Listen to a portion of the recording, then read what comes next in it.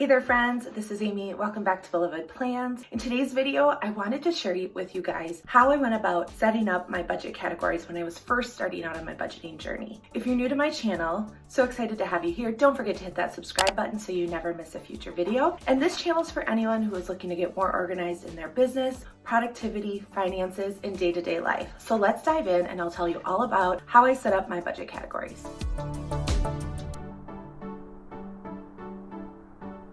So when I was first starting out on my budgeting journey, I looked at different categories that other people had. And while a lot of them are the same across the board, there were many that I had that they didn't have or that they had and I did not personally have. So in today's video, I wanted to share with you guys the process I went through to figure out what categories I should have, what expenses I should be tracking, and how it's working for me now, and if I'm still using those same categories now. So let's start with the why, right? Everything, it's important to figure out why we're doing something. So the why behind why we want to track our expenses is to understand where our money is going. When we know where our money is going, then we're able to better understand why we're spending it there. Do we need to spend it there? Is it a want we are spending? Is it something that we have control over how much goes into that category? So sitting down and understanding where our money is going is super important on the budgeting journey. And the first step to doing that is tracking our expenses. So when I first started to budget, that was the very first thing I did. I went back and I printed out at least the last month of our bank statements. And I went through and literally highlighted each different category in a different color. So I started a list, and if it was eating out somewhere, I did one color and I wrote eating out, and that was then my color for eating out. If it was groceries, that was another color. If it was household, another color. You're getting the idea here. So more and more I went through our things to see just what categories, where are we spending our money? Now, like for example, we don't have student loans, so we don't have that kind of category. And once I did that, I looked at what categories were coming out of our expenses, and it helped me to understand where our money was going. And from that, I was able to form our budget categories. And always remember too, you don't have to keep these same categories all the time. Like if you find that your food and eating out is better grouped into one food budget, then do that. That's totally fine. Personally, for our family, eating out was something I really wanted to be understanding of how much we were spending on that. So I decided to leave those two categories as separate because I wanted to be able to track what was groceries versus what was eating out. And that really helped me to understand how much money we were actually spending on eating out.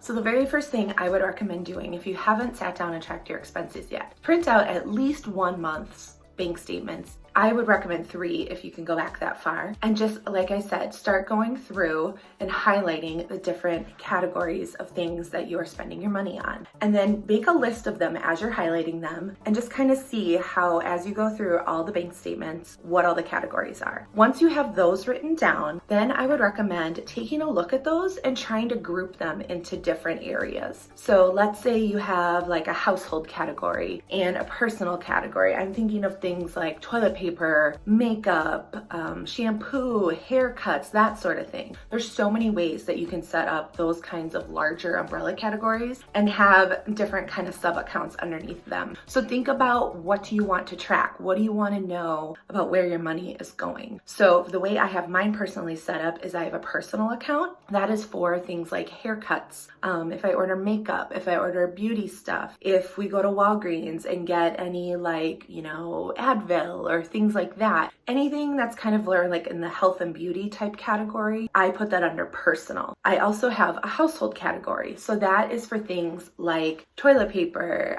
cleaning supplies, things, home decor items, just things around that are used around our house. They're maintenance things, they're salt for the sidewalk in the winter. I mean, there's really just a plethora of things that fall under my household category. And that's okay because I like it that way. If I want to understand like, oh, maybe I'm spending a ton on home decor, right? Then how do I break that down into maybe a subcategory where anytime I go to Home Goods or TJ Maxx, like I'm gonna have a different category for that. That's okay to do. Tweak it, do it as you need to see fit. You can always go back and change it. I usually just do it on a month-by-month basis. If I need to make another category or break it down into smaller pieces, then I do that, and that's okay to do. There's no rules about what expense categories you have to have. So I know one question I had when I was first starting out is, let's say I make a Target run, right? And I might pick up clothes, I might pick up health and beauty stuff, personal stuff, I might pick up some household stuff, cleaning supplies, I might even grab some groceries while I'm there. So as you can see, that can get quite messy and that can cover a lot of different categories. So the way I personally do this, and again, there is no right way, do what works for you. The way I personally do this is I look at what I spent the most money on for that trip, right? So let's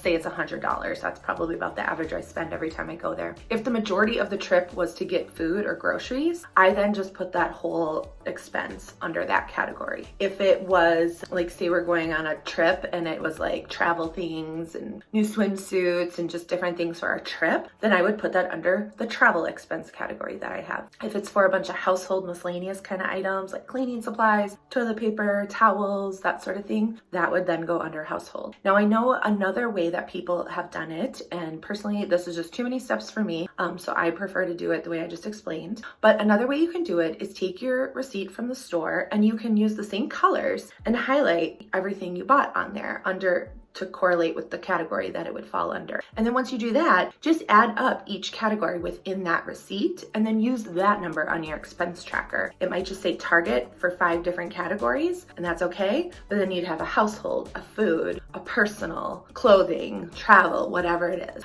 So that's another way. If you really want to get down into the detail of where your money's going, like at a store like Target or Walmart, something, that's a great way to do it. So if I have one piece of advice that you can walk away from this video with, it is that there is no right way to choose your categories. Sit down, look at your expenses, start making a list, color code it because we all know that's fun, and then just use that going forward as you're tracking your expenses. You can always add in more. Like for example, maybe you have a kid's sports season coming up this summer and you need to track expenses for that. That's okay. Add that in when you get to it. Or taxes, or just different things that maybe only come up like once a year that you kind of forget about until that bill comes due or you have to pay for that. So that is just fine. So just remember, do what works for you. Like any awesome budgeting program, you need to do what works best for you. They are not set in stone. You can change that at any time. I'm giving you permission to do that. I know for me, I tend to follow things very strictly and I'm like, well, if it doesn't work for me, then I just throw in the towel together. But thankfully, budgeting has taught me that I can make it work for me in whatever way I need to. So if you guys have questions, leave them in the comments below about how budget categories are set up. I do have a more in-depth budget category setup video that I will link to right now over here on the right-hand side, and you guys can check that out. But thank you so much for watching. I hope you found today's video helpful. Go ahead and click that like button if you enjoyed this video, and I will see you over in the budget category setup video.